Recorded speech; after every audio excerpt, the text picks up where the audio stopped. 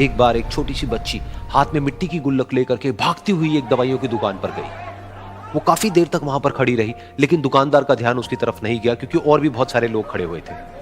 उसने दुकानदार को कई बार बुलाया, लेकिन वहां पर भीड़ इतनी थी कि दुकानदार का ध्यान उसकी तरफ गया ही नहीं। और फिर उस बच्ची को थोड़ा सा गुस्सा आया तो उसने अपनी मिट्टी की गुल्लक लेकर के वहीं काउंटर पर जोर से रख दी, जिसके बाद में जो दुकानदार था और जितने भी लोग खड़े थे वो सब उस बच्ची की तरफ देखने लग गए। और फिर उस दुकानदार ने उस बच्ची से पूछा, बेटे आपको क्या चाहिए? तो वो बड़े ही भोलेपन से बोली कि मुझे एक चमत्कार चाहिए। ये सुनकर के दुकानदार को कुछ समझ नहीं आया, ना ही वहां पर जो लोग थे उनको कुछ समझ में आया, और सब उसकी तरफ देखने लग गए। फिर दुकानदार ने बोला, बेटे चमत्कार तो यहां पर नहीं मिलता है। तो बच्ची को लगा कि वो उससे झूठ बोल रहा है, तो बच्ची ने कहा कि मेरी गुल्लक में बहुत पैसे हैं, आप बताओ आपको कितने पैसे चाहिए, लेकिन मैं आज यहां से चमत्कार लेकर के ही जाऊंगी। तो वहीं काउंटर पे एक और आदमी खड़ा था, उसने उस बच्ची से पूछा कि बेटे क्यों चाहिए तुमको चमत्कार? तब उस बच्ची ने अपनी कहानी बताई कि अभी कुछ दिन पहले मेरे भाई के सर में बहुत तेज दर्द हुआ, तो मेरे पापा मम्मी उसको हॉस्पिटल ले गए। उसके बाद कई दिन तक मेरा भाई घर नहीं आया।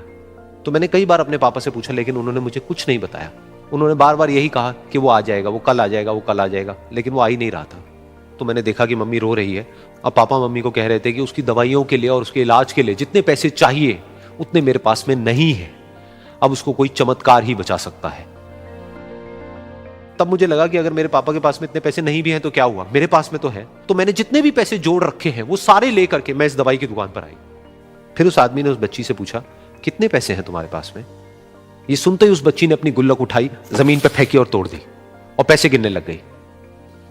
बाकी सब लोग खड़े होकर के उसको देख रहे थे। थोड़ी देर बाद उसने सारे पैसे अपने हाथ में इकट्ठे किए और बोली, मेरे पास में पूरे 19 रुपए हैं। वो जो आदमी वहां पर खड़ा था वो थोड़ा सा मुस्कुराया और बोला कि अरे तुम्हारे पास में तो पूरे पैसे हैं, इतने का ही तो आता है चमत्कार। ये सुनकर के वो बच्ची बहुत खुश हो गई और बोली कि चलो मैं आपको अपने पापा से मिलवाती हूं।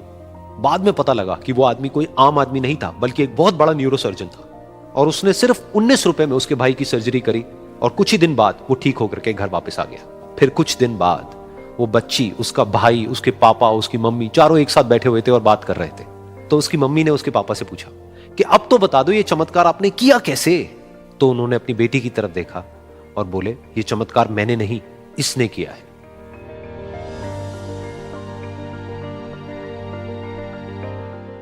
तो यहां पर एक बहुत बड़ी बात है जो हम उस छोटी सी बच्ची से सीख सकते हैं कि जिंदगी में कभी कभी ऐसा होता है कि हमको कोई रास्ता नजर नहीं आ रहा होता है और हम लोग हिम्मत हार जाते हैं। तब हमारे अंदर एक बच्चा होता है जो कोशिश करने से कभी भी पीछे नहीं हटता है।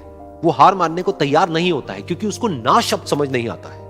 वो बच्चा जिसके लिए कुछ भी नामुमकिन नहीं है, क्योंकि वो हर हाल में कोशिश करता ही रहता है।